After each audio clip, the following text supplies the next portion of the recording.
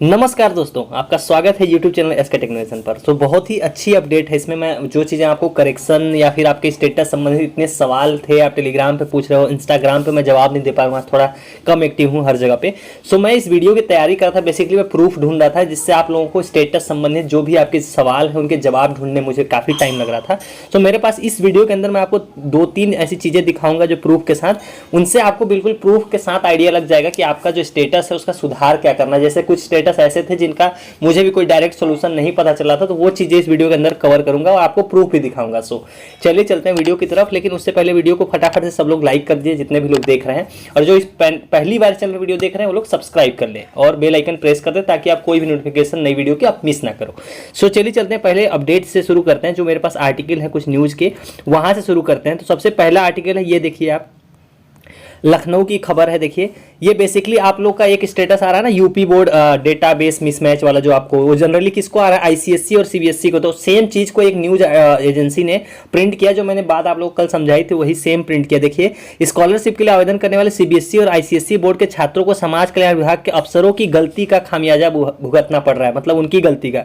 दरअसल विभाग ने इन छात्रों के रिजल्ट का मिलान यूपी बोर्ड से कर डाला। देखो वही चीज ना जो मैं आपको समझा रहा था कि जो भी सीबीएसई और आईसीएससी के हैं उनका डेटा का मिलान जो है वो यूपी बोर्ड के डेटाबेस से कर रहे हैं। तो आप खुद कॉमन सेंस लगाओ, मैच होगा कभी? जो छात्र आईसीएससी या सीबीएसई से पढ़े उनका यूपी बोर्ड में नाम क्यों होगा? तो सेम चीज देखिए, इन्होंने लिखा है कि ये समाज कल्याण की गलती है, किसी भी छात्र के डेटा का मिलान नहीं हुआ तो विभाग ने दोनों बोर्डों के छात्रों के फॉर्मेट सस्पेक्ट की श्रेणी में डाल दिए। वही जो आप लोग के स्टेटस दिख रहा है।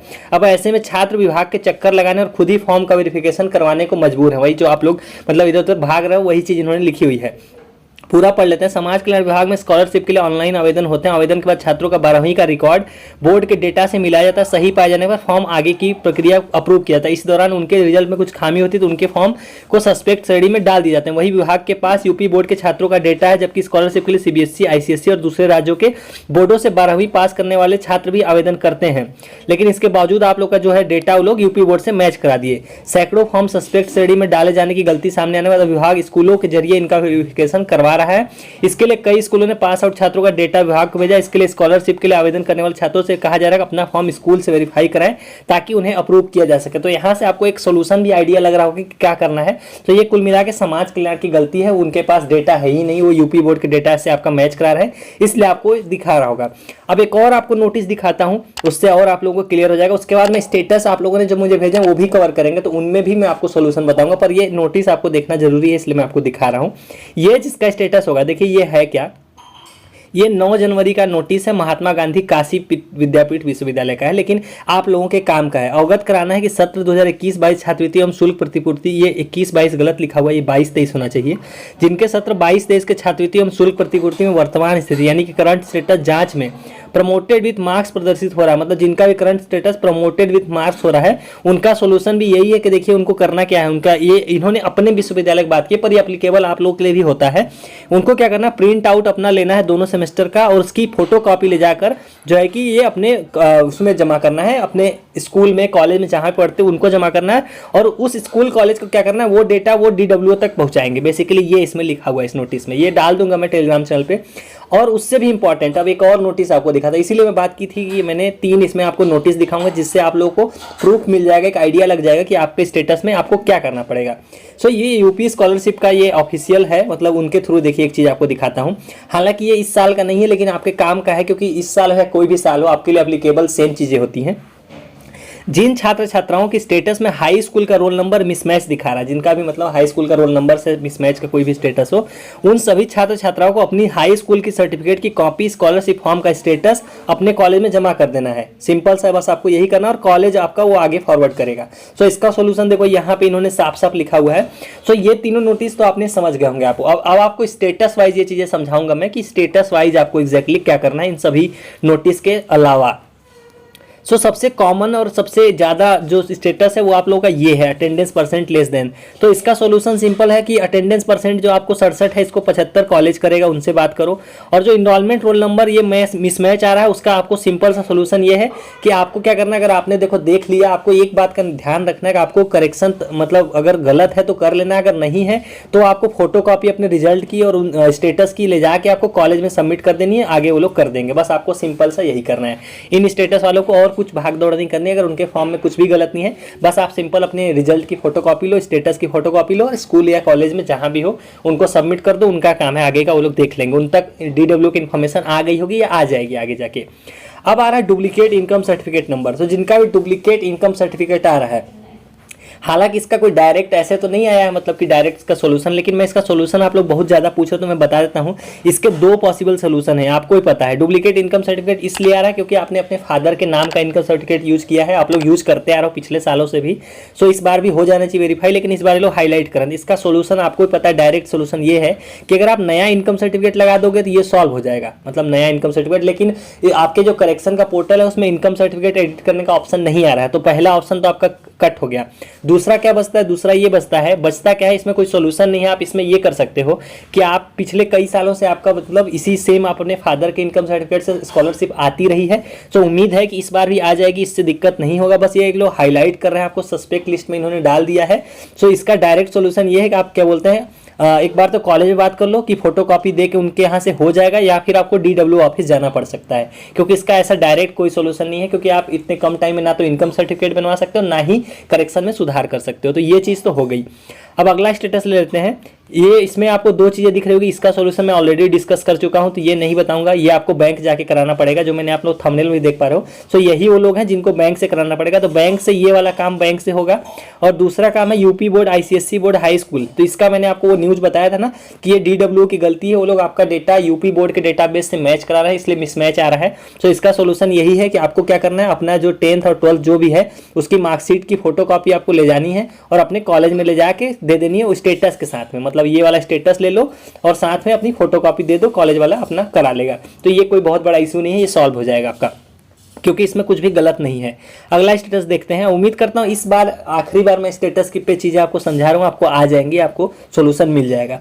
Application form forwarded by institution, तो ये चीज़ कोई प्रॉब्लम नहीं है। Enrolment roll number marks not match, तो इसमें भी आपको सेम काम करना है। इसका भी कोई डायरेक्ट, अगर आपने देखो इनरोलमेंट या रोल नंबर ये चीज़ें अगर गलत हैं तो आपको ऑनलाइन करेक्शन कर लेना। अगर आपके लिए करेक्शन का पोर्टल में ये चीज़ें एडिट करने का ऑप्शन आ रहा है तो, अदरवाइज अगर सही है तो आपको भी सेम काम करना है। आपको ये स्टेटस की फोटोकॉपी लेनी है और दूसरा काम आपको करना है कि आपका जो स्टेटस की फोटोकॉपी के साथ साथ जो आपका इनरोलमेंट का, अगर आपके पास कोई प्रूफ है, आपके पास 10th और 12th की जो मार्कशीट है, वो सारी चीज़ें आपको एक एक कॉपी ले जाके कॉलेज में सबमिट कर देनी है और वो लोग उसको DW ऑफिस तक पहुंचा देंगे और आपका फॉर्म ये वेरीफाई हो जाएगा। सो ये तो ये वाला स्टेटस हो गया। अगला स्टेटस देख लेते हैं, मिसमैच रिजल्ट टाइप मिसमैच। तो इसका मार्क्स रिजल्ट टाइप मिसमैच, तो इनका सिंपल सोल्यूशन है, इसको आपको करेक्शन करना पड़ेगा। करेक्शन में ये जो आप यहाँ देख रहे हो, इसको आपको परसेंटेज और मार्क्स के रूप में इसको कन्वर्ट करके भरना पड़ेगा, तो ये सॉल्व हो जाएगा। अदरवाइज वैसे सेमेस्टर वाइज भी इसको दिक्कत तो नहीं करनी चाहिए, पर ये दिक्कत ये लोग इसी में हाईलाइट कर रहे हैं क्योंकि ये CGPA और SGPA वाइज है। सो अगर DW ऑफिस के आसपास रहते तो उनसे किसी अधिकारी से आप कॉन्टैक्ट करके ये चीज़ कन्फर्म कर सकते हो। अदरवाइज करेक्शन में अगर दिख रहा हो तो करेक्शन कर लो, ज़्यादा बेस्ट रहेगा। सो अब अगला ले लेते हैं। ये मैं पिछली वीडियो में बता चुका था लेकिन काफ़ी लोगों को नहीं समझ में आया था, तो फिर से बता देते हैं। देखो, bank name and IFSC code are not related to each other. इसका मतलब है कि आपने जो बैंक आपने फॉर्म में भरा है वो बैंक बाद में चेंज हो गया, उसका IFSC कोड या फिर उसका नाम, या फिर वो बैंक मर्ज हो गया किसी और बैंक में, इस वजह से ये समस्या आ रही है। अब इसमें दो चीज़ें कर सकते हैं। दो चीज़ें क्या कि अगर आपके करेक्शन में अगर आपको दिख रहा हो कि बैंक की चीज़ें आप अगर एडिट करने का ऑप्शन आ रहा है, जब क्लिक करो तो बैंक का नाम वाम आप बदल सकते हो, तो आपको दूसरा बैंक या फिर उसी बैंक का आपको जो नया मतलब IFSC बैंक का नाम ये सब हो गया है और जिसमें NPCI मैपिंग है, वो वाला खाता आप एडिट करके लगा दो और हार्ड कॉपी दोबारा दे दो। दूसरा काम इसका क्या हो सकता है? दूसरा काम ये हो सकता है कि आपको भी सेम काम करना है कि आपको उसी बैंक का जो पासबुक है, जो आपका नया वाला, उसकी IFSC कोड संबंधित जो भी, मतलब पासबुक में तो सारा एक चीज़ होता है, उसकी फोटोकॉपी आपको सेम क्या करना है, आपको ले जाके कॉलेज में दे देनी है, अगर इन केस आपका करेक्शन में नहीं आ रहा है तो। इससे ये प्रॉब्लम सॉल्व हो जाएगी, जो मैंने आपको बता दिया। फोटोकॉपी ज़्यादातर प्रॉब्लम सॉल्व कर देगी, लेकिन एक ही शर्त है कि आपका कॉलेज और स्कूल उनको उसको DW ऑफिस तक फॉरवर्ड करना है किसी भी हालत में, तभी ये चीज़ें होंगी। अगला ले लेते हैं स्टेटस। ये अभी मैंने ये टेलीग्राम ग्रुप से स्टेटस उठाए, वहाँ पे मैं जवाब नहीं दे पा रहा था, इसलिए मैंने सोचा चलो यहीं पर जवाब दे देते हैं।